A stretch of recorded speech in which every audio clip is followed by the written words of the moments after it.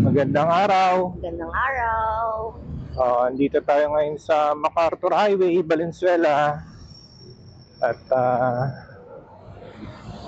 ang biyahe natin ngayon ay papuntang Gapan, Nueva Ecija, boundary. Boundary lang ng San Miguel, Bulacan at saka Gapan, Nueva Ecija sa may Arco. So, bakit tayo biyahe ngayon? Anong sadya natin doon? So, ito ay road trip lang para sa inyo, lalo-lalo na sa mga biyahe ngayong mahal na araw, Semana Santa. Kung ano na ang road condition po natin dito sa Bulacan, Valenzuela, Bulacan, along MacArthur Highway at Maharlika Highway. Marami sa inyo tiyak na biyahe. Para magkaroon lang kayo ng idea kung ano nang lagay ng kalsado natin ngayon dito. Kasi minsan nang napansagan ang Bulacan, ang naging tawag dyan ay lubakan, dahil sa dami ng lubak naman talaga ng kalsado dyan along MacArthur Highway. So kasama natin sa Odia, hi ka lang. Hi. So ayun, isa pa nga pala, salamat sa nagbigay sa atin ng microphone para madinig nyo rin si OPR at madinig nyo rin kami, ako, ng mas malinaw kaysa yung dati natin na ginagamit na microphone. Para mas masaya yung ating kwentuhan, ang ating usapan, lalo na't mahaba-haba lagi ang ating mga biyahe. So ngayon, andito tayo sa may Karuatan at yung nasa left side natin na traffic na yan yung papuntang monumento. So syempre mas marami silang papunta ng monumento, mga papasok yan, opisina. Yan, so ganito sa Valenzuela, pagka rush hour, mapapansin niyo stoplight, blinking orange lang siya. Manual yan, manual ang traffic. Meron naman traffic light sa gitna. May traffic enforcer naman din sa gitna. So depende sa road condition kung ano yung kailangan na ipago na mas matagal. Yun yung padadaanin. Kaya mapapansin niyo yan sa kahabaan ng MacArthur Highway. Yan lang mainam dito. May sistema naman. Kasi kung aasa ka lang sa stoplight tapos walang traffic enforcer, maraming mga pasabay na driver, stop na, mag-go pa rin. Hindi naman natin kaya itanggi na yun, kaya nga nagkakaroon ng banggaan. Kasi naka-stop na, bibirit pa yung hahabol pa yung pina-stop, under na yung naka-go na line. Yun, nagkakasalpuan sila sa stoplight. So mas mainam na yung ganyan. Haba ng traffic sa kabilang side. May shoutout ka, lab? Wala. Shoutout kay tatay. Shoutout kay tatay sa aking advance birthday gift at Regional Jade Ladies Ring. Ayun. Shoutout din kila Sir Bernie, Ma'am Mel, Manuson, taga San Miguel, Bulacan. So madadaan kasi tayo sa bayan nila. Pero siguro hindi na tayo dadaan sa bahay nila, makakawala sila doon. Ordinary day ngayon ay ano nga palang petsa ngayon? Tuesday, April 8. April 8, araw 2025. Araw ng Tuesday. Tagalog at English. Araw ng Martes. Ang Pwede naman yun. oras, Allowed naman yung Taglish. oras natin, hindi tayo marinig ni Oras. Hindi kasi may kumakabig sa'yo eh. 7:22. 7:22. Yan, so manual din dito. Yan, kita nyo, pinapagon nila itong MacArthur habang go rin yung kumapaliwa doon. So may sasabihin kami sa inyo. Sa totoo lang, pangalawang beses na namin ito gagawin. Naibiyahe na namin. Nagawa na namin ito kahapon. Kwento mo nga, Lab. Oo, nagawa na namin kahapon. Ang problema, hindi nag-record yung aming 360 Action camera. sa gawin ng balagtas. After ng balagtas, hindi namin alam kung ano nangyari. So, dahil sa ang purpose naman ng biyahe namin is ma-update kayo tungkol sa road condition ng biyaheng Bulacan, hindi makukumpleto kung hindi namin gagawin ulit. Kasi nga, for simple awareness din naman kasi. So, sayang, kailangan ipakita din namin sa inyo yung biyahe ng papuntang bypass. Bypass ba? Tama? Oo, yung bypass. Oo. So, ma-compare natin yung mas magandang daan, mas smooth na biyaheng traffic. Yan ang purpose namin. Pero dahil nga sa hindi nag-record, kailangan ulitin. Okay lang din naman. Kasi nga, maganda yung lugar kasi. So, makikita nyo na kung saan kayo dadaan. Yun lang. Oo, yun. So, magkaroon lang kayo ng idea. Ano na ba road condition? Lubakan pa rin ba sa Bulacan? So, yun yung kailangan malaman kung saan nyo inaasahan na maraming lubak, na hindi pa rin ay isang kalsada, ano yung ginagawang kalsada. Kasi, yung lubak na yan, delikado yan sa mga nagmumotor. Lalo na kung gabi.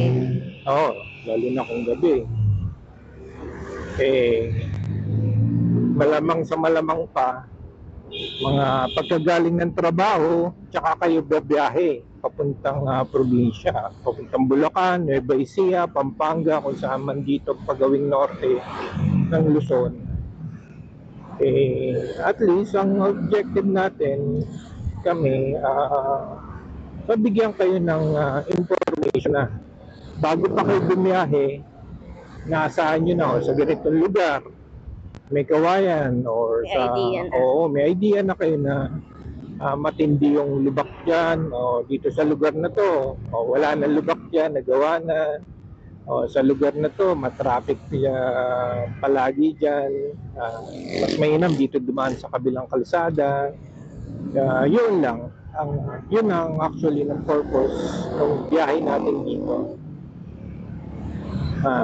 Mabigyan kayo ng sapat na information para maplano nyo ng tama, maplano yung oras nyo, traffic yan, abutin ako ng hanggang ganitong oras, or matraffic yan, magpapagabi na lang ako ng ganitong oras.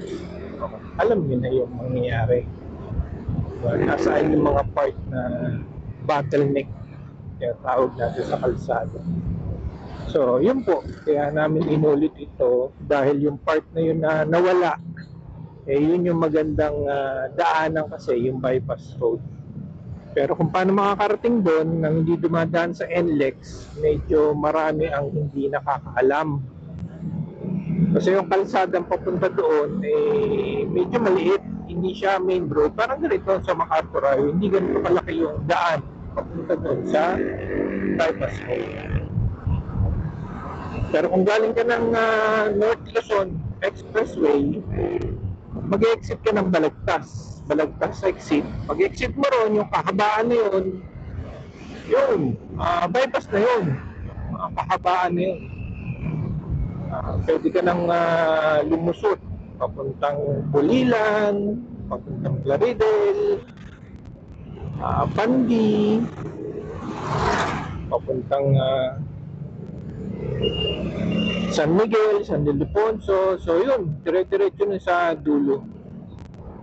Kasi maganda doon dumaan dahil walang traffic. May traffic man, pero hindi ganun katindi. Hindi katulad na dadaan ka sa Maharlika Highway. Dahil sa highway nga, ando doon yung mga public market ng mga bawat bayan-bayan na yun. Alam naman natin, Bukawi o along MacArthur Highway yung palengke niya, Balagtas, Plaridel, Pandi. So, yung mga yun, pagka ganung panahon, ganitong araw, matraffic yan, sigurado. Sapul nyo talaga yun. So, kung dadaan kayo ng bypass, malaking tulong. Malaking nawalan traffic, nakatipid kayo sa biyahe, nakatipid kayo sa gasolina, at hindi kayo na-stress masyado sa biyahe ninyo. Ano dulo ng bypass? Ang dulo ng bypass, sa ngayon, ang dulo niya ay San Rafael. Okay, San Bulacan. Rafael. So yung bypass, dadaanan lang yun para sa shortcut going to San Rafael hanggang Nueva Ecija, Cabanatuan. No, balik na ng Maharlika Highway. Okay. Pero kung biyahe kayo dahil sa bisita iglesia, mga prosesyon, no choice talaga kayo dahil bibiyahihin nyo hanggang na somewhere sa pagitan nun. Pagitan ng Balagtas, hanggang Balagtas, San Rafael. Oh. Talagang MacArthur ang dadaanan ninyo. Ito lang naman kasi yung bypass, shortcut, yun nga, easiest way going to San Rafael, Nueva Ecija, Cabanatuan, yung mga area na yan. Pero kung talagang magbibisita iglesia kayo doon sa area ng Balagtas hanggang San Rafael, magma-MacArthur talaga kayo. Pero sure naman na wala namang traffic masyado ng time na yon dahil sa walang opisina, merong mga saradong establishments. Kasi mostly Holy Week, sarado yung karamihan So matatraffic lang siguro, minimal lang naman talaga kasi pagka nag-visita iglesia or sa bayan ng mga poblasyon, yung public market na highway, yun nakalagay yun. Siguradong traffic doon. Yun lang naman yun. So, purpose lang naman namin is kung ano yung shortcut. Na pwede ninyong daanan. Hindi namin kayo pinipilit na doon dumaan. Pero may idea din kayo kahit ordinary days na hindi na kayo makadaan doon sa mga traffic areas. Oo. Mag-hassle para daanan pa. Wala naman kayong business doon sa lugar na yun. So, bypass ang solusyon. Wala naman kayong gagawin doon. So ito, bypass ang isa natin sa pupuntahan, babalikan. Oo. Okay. So, huwag kayong magtataka, yung video natin, naka-blue kami, tapos biglang magiging puti. Puti yung jacket. Tapos magiging blue ulit. So, iyan na natin. Kung ano lang na-salvage natin dun sa unang video, yun yung idadagdag din natin. So ang ruta natin, ngayon nasa may kawayan tayo. So mapapansin niyo yung kalsada. Maganda na yung pagkaka-espalto rito. May pintura na rin. Okay. Ito yung sinasabi nila may kawayan na number 1 na lubakan. Kaya nagkaroon ng word na lubakan sa Bulacan. Imbis na Bulacan. Lubakan. Pero sa nakita naman natin, lalo na tong area na to, diyan sa left lane, side going to Monument, yan yung grabe yung lubak dati. As in talaga may na-aksidente. Pero katagalan, syempre, binadgetan na yan, in-schedule ng paggawa, ayan, okay na. Nag-improve naman talaga. So siguro yung mga kasi pagkapanahon talaga ng tag-ulan dyan lumalabas yung asfalto na nilagay, Nababakbak. nasira, nababakbak. Kasi nga, asfalto lang. Yun ang, ano. So, may mga improvement pa din ginagawa. Yun nga, hindi naman biglaan ang lahat. Unti-unti lang. Dahil sa ito yung main road, hindi basta-basta pwedeng isara. Busy itong area na to eh, especially pagka may pasok. Yeah. So yung paglampas nyo ng stoplight, yung spalto dito, pinayod na. Dinadaanan natin ngayon. At syempre, dito yung medyo may traffic dahil yan yung designated para sa loading unloading. And then bago kayo umabot dito sa may eskwelahan, St. Mary's, yan, ginagawa yung kalsada na yan. Kasi, diba, ano yan, tinaasan dahil sa baha. So ngayon, dinuduktungan na ulit nila. So hopefully siguro to mahal na araw, ilang linggo pa naman, baka sakali mabuo na rin nila yan. Kasi konti na lang bagya na lang. So yun. Pagkalampas doon, ganyan nakataas yung kalsada rito, maluwag na, may pintura na yung kalsada, may mga lane na naguhitan na. Maayos naman na. So, sulog ng traffic mo naman galing doon, itong gawin ng SM. Pero yung traffic na yan, hindi dahil sa SM yan. Ang traffic niya dahil dito sa istasyon ng tren. Yan, ginagawa na yan. Kita niyo sa gawing kanan. Malaki na rin yung nagagawa nila riyan. In terms of kalsada, improve na rin yan. Hindi mo na masasabing libakan yan. Laki na nung tinaas. Sana makatulong yan pagdating ng tag-ulan. Hindi ganun kabaha as in lubog. Marami nang naayos na kalsada. Maski naka 4 wheels kayo o 2 wheels man yan, maayos na yung kalsada. Kita nyo naman yan. So gawin na tayo ng Marilao ngayon. Sa may gawing kanan, yan yung daan papunta sa Divine Mercy, sa Grotto. NLEX. NLEX, dun din. So saan yung medyo may traffic dyan pagka dating ng mahal na araw, maraming tao, then yun din, no? Yung palengke niyan, nandiyan dyan na sa highway. And yung crossing doon sa bandang kaliwa, doon yung papuntang San Miguel, Arcangel, Paris Church. Paris Church. May palengke din doon. Yun yung lumang public market. Kaso, mas marami na ngayon na nandito sa highway, diba? At saka yung sa gawin ng NLEX, yung papuntang NLEX, doon yung diba, munisipyo, LTO ng Marilao.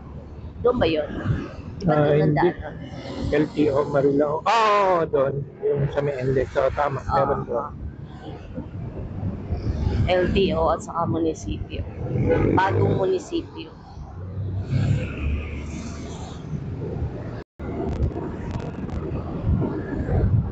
So hanggang dito, maayos yung kalsada. Diba dati, bitak-bitak yung kalsada rito. Sakot pa rin naman to ng Marilao. Yan, yung espalto na yan.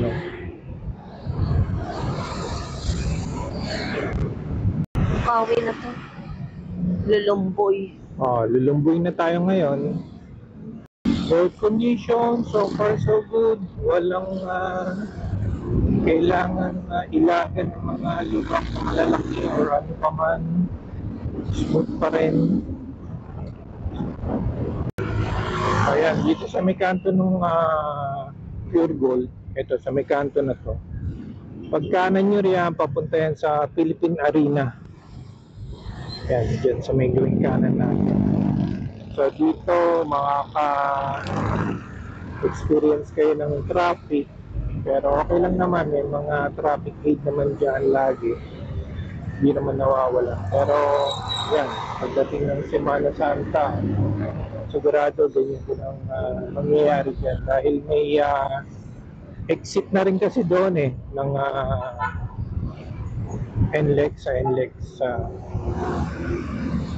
pwede nang dumaan doon. Approaching na tayo ng Bukawi. Ingat-ingat lang dyan sa mga manhole na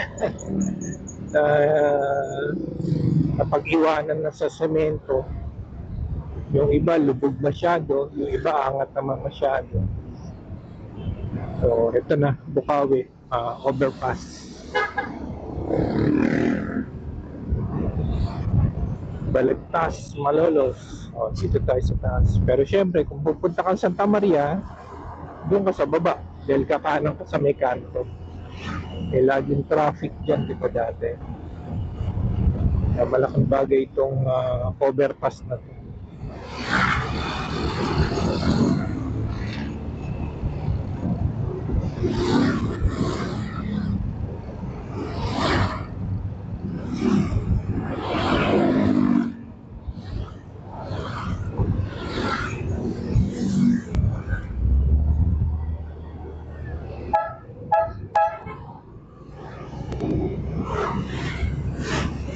Yan. So pagtawid nyo ng tulay, may ginagawang kalsada po rito. Eto. Kaya traffic to. Na siguradong hindi ito magagawa bago pa magmahal na araw. So dito traffic po siya. Kung familiar kayo, yung daan doon sa may looban, sa may bayan, pwede naman doon dumaan.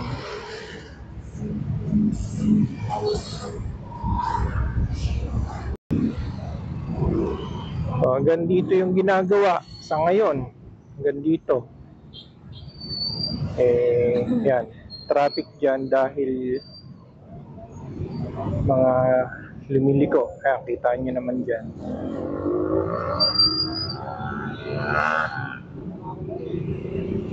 Ang mainam lang, merong traffic enforcer naman. Kahit pa paano may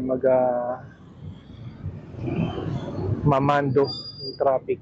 Mas kalap kasi pagka walang magmamando ng traffic. Kanya-kanya. Maglalaki ang kalsada na yan.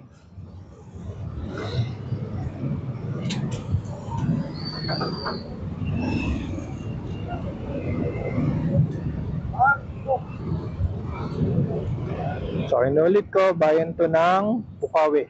Kakalampas lang natin noong public market nila.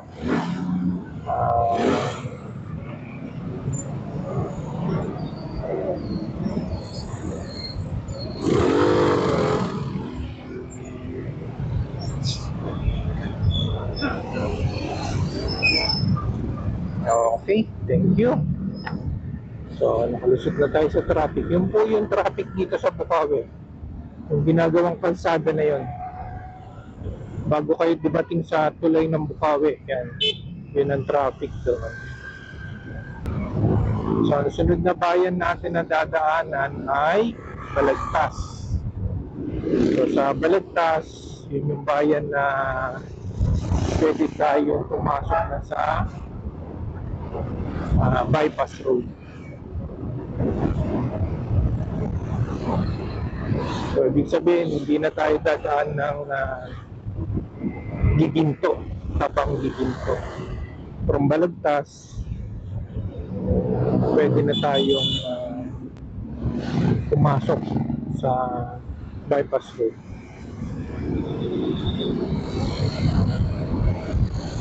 So far so good ang kalsada. Wala na yung mga bitak-bitak dito dati. Maganda na. So dito hindi pantay yung kalsada, mas mataas yung may espalto kaysa dito sa may semento. So ingat-ingat lang at hindi siya hindi siya pantay, baka ma-off balance kayo. So may dalawang way para makapunta dun sa bypass road. Una, kung galing kayong Monumento or ng Valenzuela dito, Bukawi, pwede na kayong kumanan dito sa pagtawid ng ilog ng Balagtas. So kanan na tayo rito. Or yung isa doon sa may Balagtas pa, ay sa may Petron Balagtas, pwede yun. Pwede.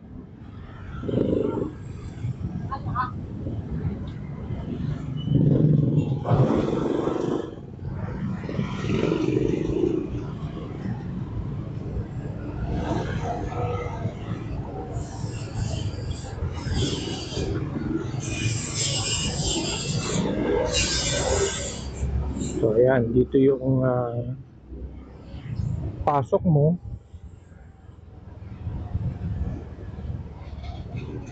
Tapos kaliwa.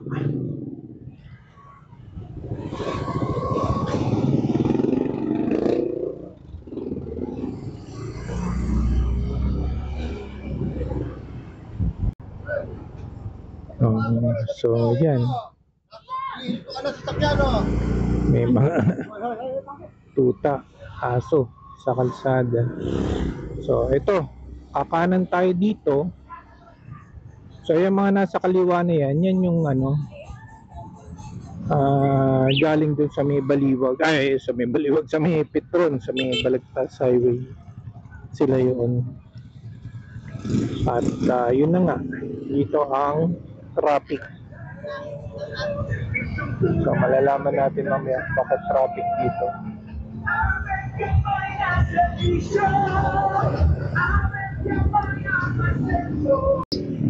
So ginagawa yung kalsada yung isang linya, kaya isang linya lang din ang nadadaanan. Basta meron naman nagka-traffic may traffic enforcer na pagtsatsagaan na yan. Ikukumpara yung traffic ninyong may experience kapag doon kayo sa highway dumaan na puro public market. Pagdating nyo sa bawat bayan-bayan noong public market na bayan, madadaanan nyo sa highway, matindi traffic doon. So yun, maiksi lang naman, no? So yan, okay na. Diretso na ulit. I mean, two-way na ulit.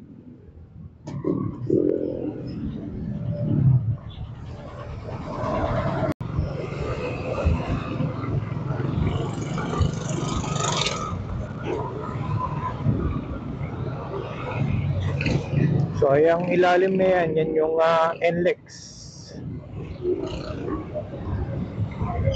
So kung naka 4 wheels kayo, yan, pwede kayong dumaan dyan sa NLEX na maingay. So sabi ko kanina, kung naka 4 wheels kayo na sasakyan, pwede kayong dumaan dyan sa may NLEX. Basta mag-exit kayo sa Balagtas exit. Huwag sa Giginto, iba yon. Dapat doon kayo mag-exit sa Balagtas exit. Yan, nakalagay naman doon na Balagtas exit. So doon kayo mag-exit, Balagtas exit sa NLEX. Para pag-exit nyo ron, tumbok nyo na yon, yung kahabaan na yon, yun na yung bypass road. So tayo, wala pa tayo sa bypass road sa ngayon. May isang liko pa tayo. Kakaliwa pa tayo ng isa rito sa mayroong gasolinahan doon. Ayun, may signboard naman, no? Plaridel Bypass Road, kaliwa.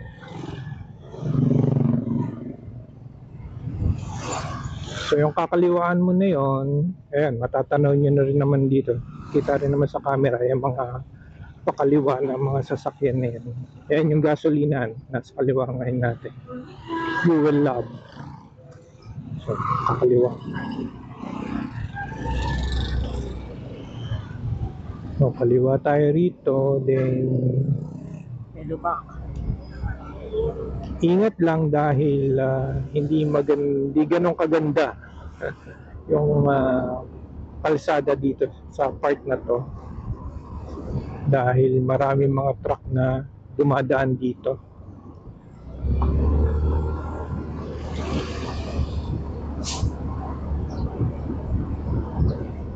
Yan, kita nyo na yung mga truck.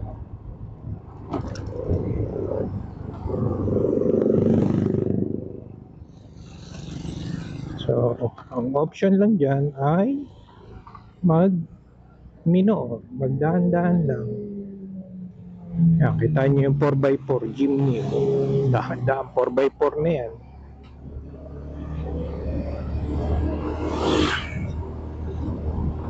Maraming salamat po. Yan, may arko. Malamang ano yan, arko yan na ang Balagtas. Balagtas.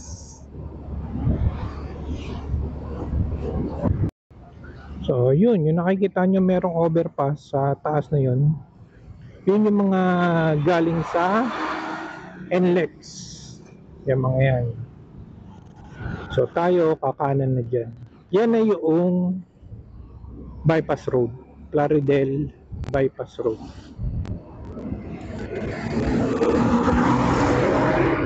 Dati wala yan eh. Nung dumadaan pa ako dito. Ginagawa pa lang ngayon, meron na yun. Yan, kanan tayo. Ito na yung bypass road.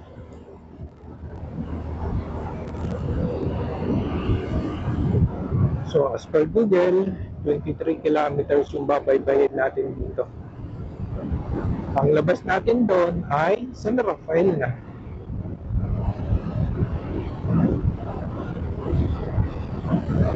So, ingat-ingat lang dito, alerto, dahil maraming mga nagpo-cross na sasakyan din dyan galing sa ibang bayan, tumatawid dito sa bypass road. Plus may mga malalaking truck na nagmamaniobra. Yan, kita nyo naman sa kalsada, daming skid, daming marka ng mga goma ng gulong. Nagpetreno dahil yan, mga tumatawid na sasakyan dyan. So lalo na yung mga galing sa super, sa NLEX, nakarekta pa rin sila, napiling pa rin yung anda. Piling nila walang tatawid na sasakyan. Okay. Magkakagulatan kayo rito.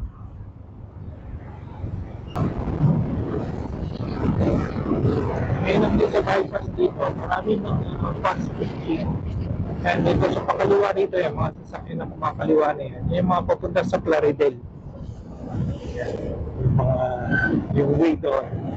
Saka yung Plaridel, ang Pulilan, yun, pwede na kayo doon, kumaliwa.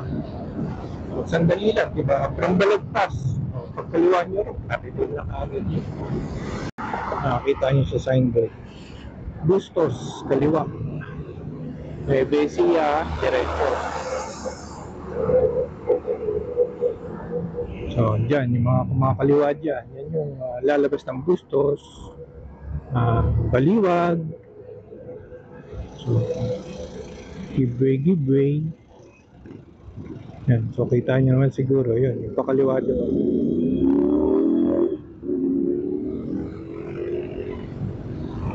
So, tayo, diretso.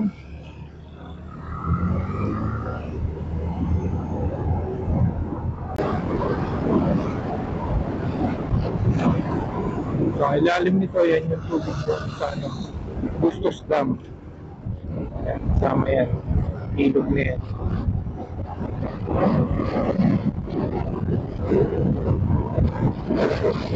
Kabanatuan. So, dito tayo sa taas, Kabanatuan. Ayun, tayo pa lang sa bayan ng San Rafael.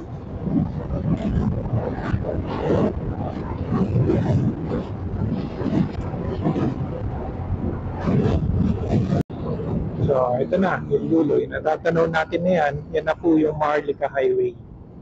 Yan na yung yan, Baliwag, kaliwa, kanan, Kabanatuan. So, dito na tayo sa Shell.